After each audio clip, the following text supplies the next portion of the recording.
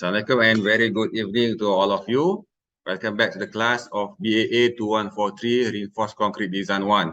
Okay, in our class today, we'll discuss about the chapter 2, which is the section analysis and design of beam main reinforcement.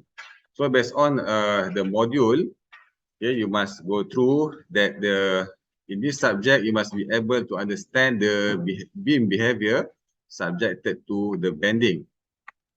Okay, this must number one, and then you must be able to determine the position of tension and compression reinforcement.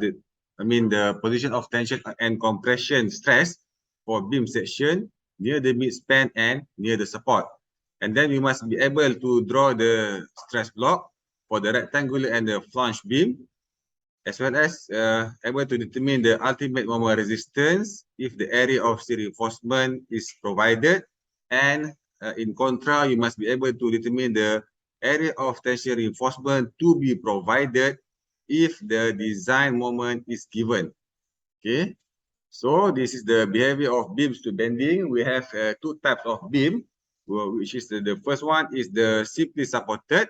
Simply supported is the beam where the condition of beam which only have one span, okay, and two supports. Okay, this is support number one, and this is support number two. So two number of support and then one single span. This is we call as span. Okay, only one span. Then it is the simply supported beam. And then we have a continuous beam. Continuous beam is a beam which has more than two supports and more than one span. So this is span number one and span number two, and this is span number three. And then we have 1, 2, and 3 support. For this case, we have a cantilever part. We call it as this part we call as the cantilever. Okay, so we back to the simply supported beam. When subjected to the loading, it will bend. When subjected to the vertical loading, okay, we are talking about vertical loading or gravitational load. Okay, gravity load. Okay, so for this case, the beam will bend, okay, like this one, and which it will crack here at the bottom. Okay, the flexural, flexural crack. We call it as a flexural crack. And so at the top part of the beam is exposed to the compression or tension. In your opinion, compression, good. Okay, because this is the compression. Okay, the bending will cause the concrete here to be compressed. Okay, so this is compressions. And at the bottom part of the beam, it will undergo tension. So inside your module, you can cross the compression and then you can mark it the tension part. So as we discussed in our last class, the steel reinforcement, the steel is required as reinforcement because it is good in tensions. So therefore, which is the position of steel reinforcement to be placed? It is at the top or at the bottom? At the bottom, good. So this is supposed to be your reinforcement. Okay. For tension reinforcement. Okay, later on we will talk about the link and the hanger bar. Okay, then for the case of continuous beam, okay, it will bend like this one. Okay, go up and down, up and down. Okay, for this is the area of near midspan. This is we have area midspan and near the support. You must be able to distinguish between these two regions. Okay, at the first region, which is the near midspan, the compression will occur at the top or at the bottom. Yes, at the top. So you must remember this simple rule. Okay, but when subjected to the vertical load from top, okay, near the midspan, the compression is always at the top part of the beam. Okay, let's say if we have the cross section like this one, this is the cross section of our beam. So this top part is exposed to the compression. So you can mark in your book, that's one. And then at the top part is subjected to the tension. Tension. So this is the normal situation. So this is also mid-span, okay, from span support B to support C. Similar situations.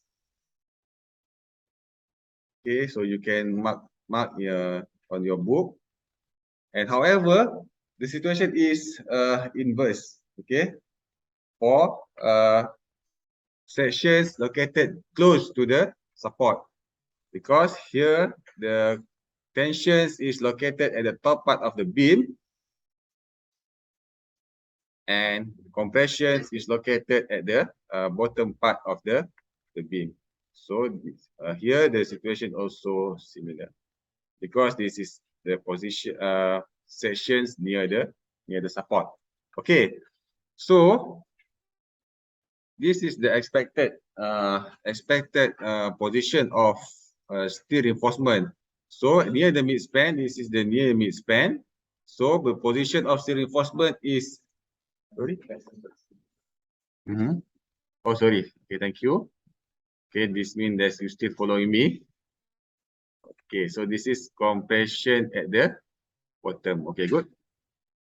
Okay, so this is the midspan. Okay, near the midspan, the position. Okay, near the midspan. This is also midspan. The position of tension bar is at the top or at the bottom. Okay, let me remove, because I love to use color. So at the bottom is your tension bar. Okay, it's okay. Later we will learn about detailing. Okay, how to detail the steel reinforcement, how to cut and how to do the lapping. And at the top, okay, near the support and near support, the steel reinforcement is located at the top or at the bottom. Okay, good. It's located at the top. So this shall be your steel reinforcement.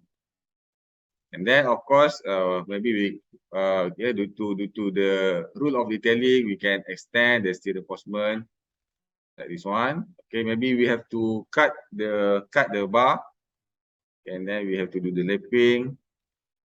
And then for here we have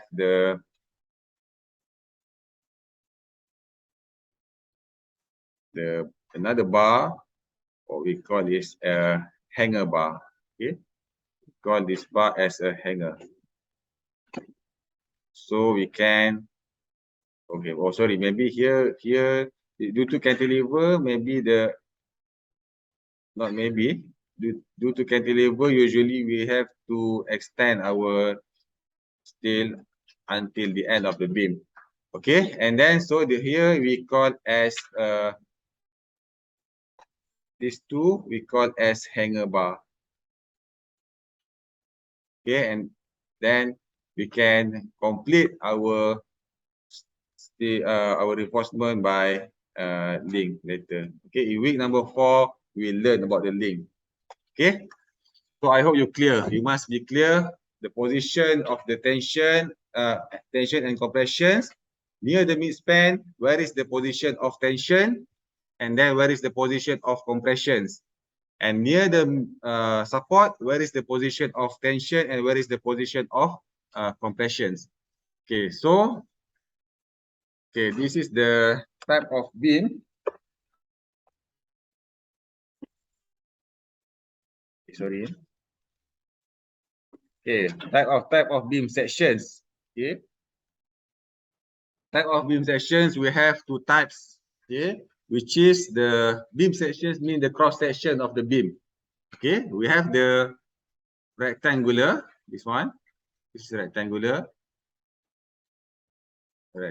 section. Okay, this is the width. In this module, in my module, I use notation as BW because I don't want student to get confused. And then the H is here, the depth, okay, total depth of the beam. And then for the flange sections, we have two types, either a T shape, okay, like this one. Okay, Okay, this is in my module I use the notation as B effective. This is the effective width of the flange, and BW is here. Okay, here is the H, and here is the thickness of slab. Okay, the flange actually comes from the slab. If the beam is attached, if the beam has to support slab, either both left and right, or either either both sides or only one side only, so the beam will have flange. So, and another one is like this one, okay, L shape, or this one, okay, means this beam only have one slab. This is from slab actually. This is also slab. For beam which is no slab attached, so we consider as a rectangular beam. Okay, for rectangular beam, we have two type of reinforcement, either singly reinforced or doubly reinforced. This is what we are going to do today. This is tutorial 2.1 and tutorial tutorial 2.1 to tutorial 2.4 actually. Okay, tutorial 2.1 to tutorial 2.4. Okay, singly reinforced. Okay, and then for flange beam, we have two conditions. If the neutral axis is located in the flange, so we have to design as the rectangular sections. However, if the neutral axis is located below the flange, we have to design as the flange sections, where we have to use different equations. It's okay, I will explain the function of flange in resisting the compressions in our next class. Okay, for today, we will just focus for this one, for the rectangular section. Okay, so let's say we have a plan, okay, key plan of a structural system. We have the column, okay, both square is a column, this one is a column, and then this is the beam. Okay, this is the level of the beam, FB1. Okay, let me enlarge this one. Okay, FB1, FB3, 5, and so on. So the 300 means this one. Okay, let's say 300 means the BW is equal to 300. And then 600 means the depth of the beam, H. Okay. So if you are working as a design engineer or site engineer or project engineer later, you must be able to interpret the meaning of the drawing. The number count first is the BW, okay, the width of the beam, and the second number is your H of the beam. So you must check either the size provided by the workers is correct or not. Okay. So for the cross section 1-1, here is the cross section. Okay, you must be able to read the drawing. This is very important. Cross section 1-1, we have A here, A, B, C, and D. So because this is void, okay, we have void here. Here is the void, so means no slab. Okay, there is no slab attached to the beam. So the beam here, this is the FB2. You can see here FB2. So the shape of FB2 is this one, rectangular. Okay, so we design directly as a rectangular beam. Okay. How about the FB4, FB6, and FB8? Do we have to consider flange or not? Yes, a flange. So what is the shape of our flange? L or T? Okay, L for FB4. So like this one. Okay. So you can mark, okay, is your notes. This is okay. And then how to determine the B effective, okay, the effective width of the flange, how to determine this one, we will learn later. Okay. And how about FB6? What is the shape? T. Okay, this is we call as the T beam. Okay, this is T. Okay. And FB8, what is the shape of the cross section? L. Okay. So this is L beam. Okay. So I hope you can settle for Okay, you can do the similar procedure for cross section number 2, 3, and number 4. I leave this one for you to settle. Okay.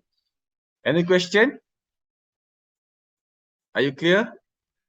Okay, good. Next, this is the distribution of stress and strain. Okay, this is the okay, the stress block. Okay, we call it as the stress block. So this is our cross section of the beam. This is the cross section. Okay, this is the AS. Okay, area of steel provided, and this is the HD. D is the effective depth. Okay, and this is the strain. Okay, because as we discussed before, here at the near the midspan, the top part of the beam will experience compression or tension. Compression. So okay, so this part will undergo the compressions. Okay, and the bottom part will be exposed to the tension. So here is tension. So this is the concept where the compression will be catered by the concrete and the tension will be catered by the steel. That's why we install the steel reinforcement here at the bottom part of the beam. Okay, so the stress block you can draw like this one, or you can refer to other books later. So the stress block here, okay, this is the stress due to the compressions. Okay, the FCC. Okay, and then this is the stress due to the tensions. Okay, the FST. And then here we can simplify. Okay, we can simplify.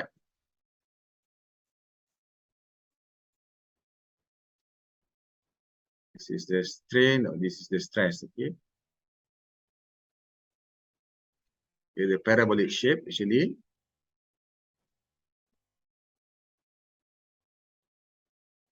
Okay, and then we can make it more simple like this one. Okay, this is the most important, is the last one. Okay, here. Okay, make it here. Okay, actually x up to here only. Okay, this is the okay. So this is the FST, which is FST means the forces. Okay, forces inside the steel. Okay, for internal force in the steel. S for steel, T for tension, which is the in the simpler words is the forces. Okay, internal forces in the steel due to the tension. And then here at the middle, okay, at the center, you must be able to draw this one. Okay, okay, at the center here is your FCC. FCC is the forces, internal forces inside the concrete. Okay, C stands for concrete, and the last C is compression. Okay, means the forces in concrete due to compressions. So we know that this is your BW. Okay, this is your BW, and then this is your S, where S is equal to 0.8x. Okay, because we simplify from the parabolic shape to the rectangular shape. Okay, so the definitions you can see, you can find by your own. Okay, the definition here. Okay, so this one. Okay, clear for this one. Okay. Okay, next. Okay, this is the derivations you can study later. Okay, okay, we must the derivation. Okay, ECC. Okay, and the strain in concrete and the strain in the steel. Okay, so if you finish the calculations, okay, we simplify the calculation. I mean, X equal to D. Okay, this one, this one, the XD. You insert the value of epsilon cc strain on concrete here, and then this one 0.00217 0.00217 to here. So divide by, so you settle the equations 0.00217 divide by 0.0035. So you can get X is equal to 0.617 D. Okay, this is the concept. So the depth of natural exist shall be lesser or equal to 0.617 D to ensure yielding of tension reinforcement. Okay, it's okay. So this is the situations of three bending failure. Okay, it depends on the number of steel reinforcement and depend on the value of X. Okay, so if for the balance situations, so the X shall be equal to 0.617 D, and then this one is 0.0035. Okay, the strain in concrete 0.002. Okay, X equal to 0.617 D, and then it will, okay, the crack, okay, there's a minor crack at the top and bottom part of the concrete. However, okay, can you follow this one? Still okay? Okay, and then for this one, under reinforced is the situations where the steel reinforcement will yield before the concrete crush. Means the steel reinforcement is not enough. So in these situations, the AS required, okay, the area of steel reinforcement is lesser than the AS in the balance sections. You can see, let's say this is the number. We have 1 and 2. For the balance sections, we have 1, 2, 3, 4. Okay, where, as I said before, the number of steel reinforcement is lesser. Okay, which is not enough. So in these situations, X will be lesser than 0.617 D. Okay, this is okay, lesser than 0.617, 0.0035, 0.002. So it will crush at the bottom part. Okay, because the tension is too heavy and it will not be cannot be catered by the lesser amount of steel reinforcement. And then over reinforced means the steel reinforcement is too much. Okay, so sorry for the typing error. So it should be here. Okay, this one is not there. It should be here. Okay, we have 8 numbers. Okay, maybe 8 numbers. Okay, just to compare with the balance situation. Okay, so in these situations, the X is greater than 0.617 D. Okay, the concrete will crush and fail in compressions. Okay, this is very dangerous because we will have the brittle, the beam is brittle and can experience sudden failure without any sign.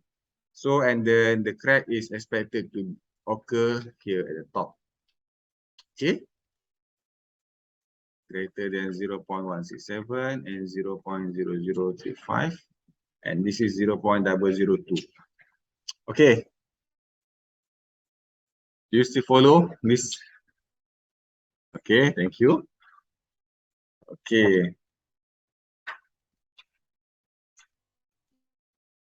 Okay, and then this is the section analysis. Okay, in part of section analysis, for rectangular section, okay, we just discussed about rectangular sections today, and singly reinforced. Okay, singly reinforced. We don't need the compression reinforcement.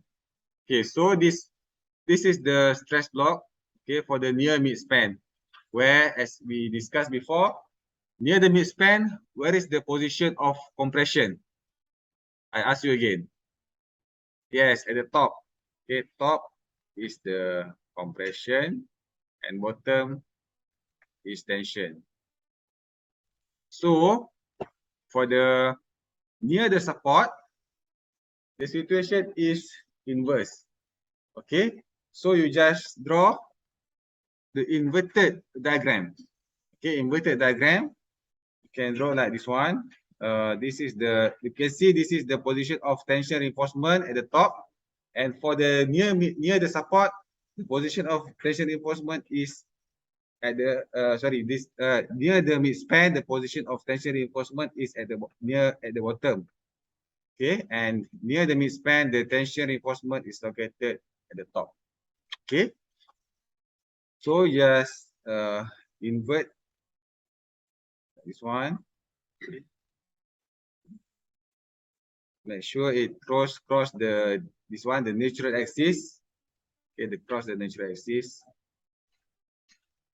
Sorry, this is it must be up to this level only. Okay, this must be here at the center of the steel. Okay, like this one. Okay, okay, make sure you're able to draw this one. Okay, okay, and then you can complete complete this one. Strain, and this is strain for steel, and then this is your stress block. Okay.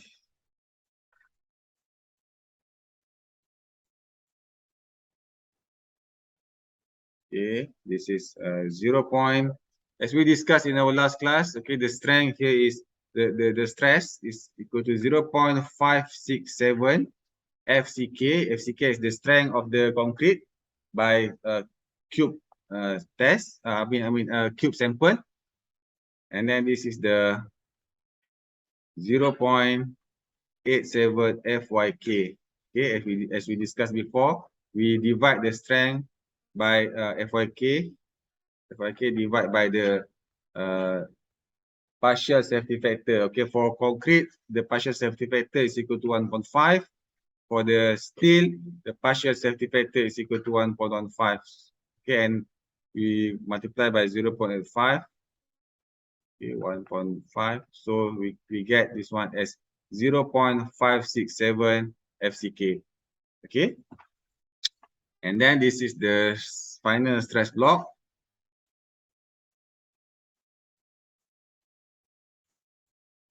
Okay, this is your FCC. Okay, from the center, FCC, and this is your FST.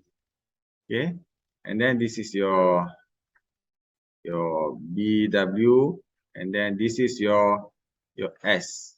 Your S is equal to 0.8 X. And then the lever arm, this is very important because we will consider the moment later. So from FCC to FST, this is the lever arm or Z. So Z is equal to, okay, this one is 0.4x. Okay, so the D is measured from the bottom part, okay, up to the center of the steel reinforcement.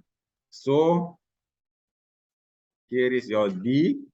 So this is just a simple mathematics. You can derive that Z is equal to D minus 0.8 divided by 2x. So Z is equal to D minus 0.4x. Okay, this is the distance between center of the concrete, which is expected to cater for tensions, and center of the steel reinforcement. Okay, you must be careful here. And near the midspan, the D is measured from top surface of the beam. Okay, and near the support, D is measured from bottom part of the beam until the center of steel reinforcement. Okay, please don't confuse. Okay, make sure you are able to distinguish between these two situations.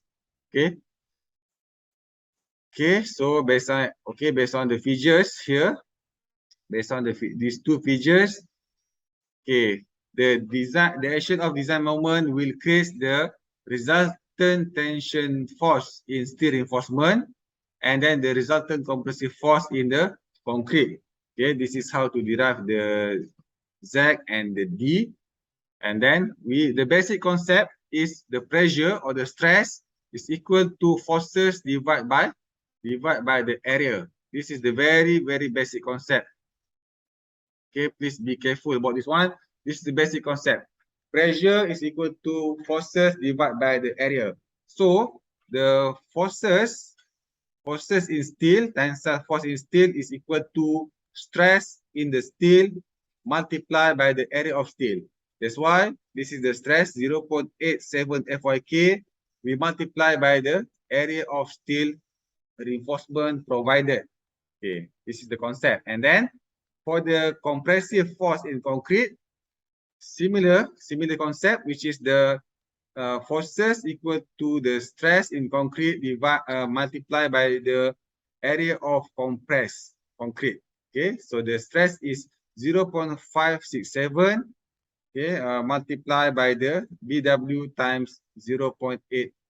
Okay, BW, okay, this is the area. Okay, this is the area. We consider the area of compression. Okay, so this is the BW, and this is the 0.8x. So this is the area. Area times the stress is equal to forces. Okay, that's the concept. Okay, how to derive this equation. So, okay, this is for equilibrium. So you just insert the value. Okay, the compressive force in concrete must be equal to compressive, tension force in steel. So you just insert the value, and then you can get the value of x. So this is the moment, okay, FCC, okay, moment is with respect to steel, FCC times the Z.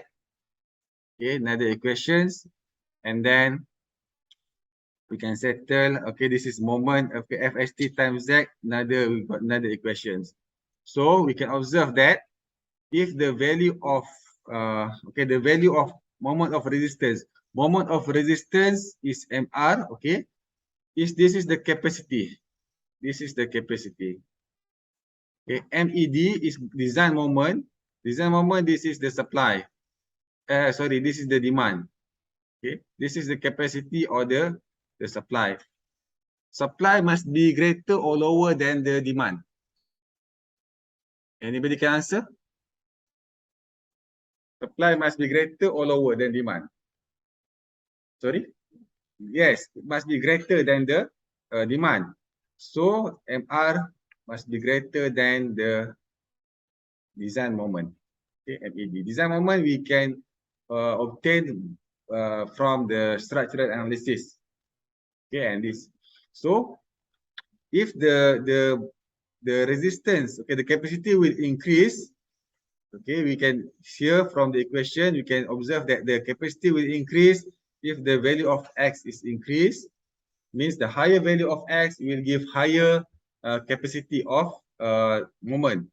Okay, and then if the D is increased, the moment capacity also increase. And how about the tension area of steel reinforcement? If the area of steel increase, what will happen to the capacity? Is it increase or decrease? Based on this equation, you can observe from these equations. Equation 2.5. What will happen to the moment if AS provided increase? Increase, right? Okay, it will increase.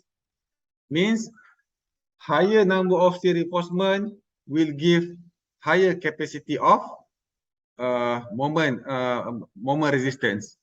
Okay. Okay, we will try this tutorial later for better understanding. Okay, and then this is the simple. Okay, you can refer the module later. Simple of main reinforcement design for rectangular sections of singly reinforced. Okay, first of all, we get the design action and then the design moment. Then we calculate the K. We compare if the K is lesser or equal to 0.167 means the compression reinforcement is not required. So we can design as the singly reinforced. If the K is greater than 0.167, we need the compression reinforcement, and we design as doubly reinforced. So we refer to page 23 for further step. Okay, but for here, if we obtain our K, we can calculate the Z. Z must be lesser or equal to 0.95D. And then we can calculate the area of steel required from these equations. And then we must propose the area of steel reinforcement provided by referring the table of steel reinforcement. And then we check the S minimum and the S maximum. Okay, it's okay. We will do for this procedure, we will do the tutorial 2.3 and 2.4. Okay, that's all. Thank you very much for your attention.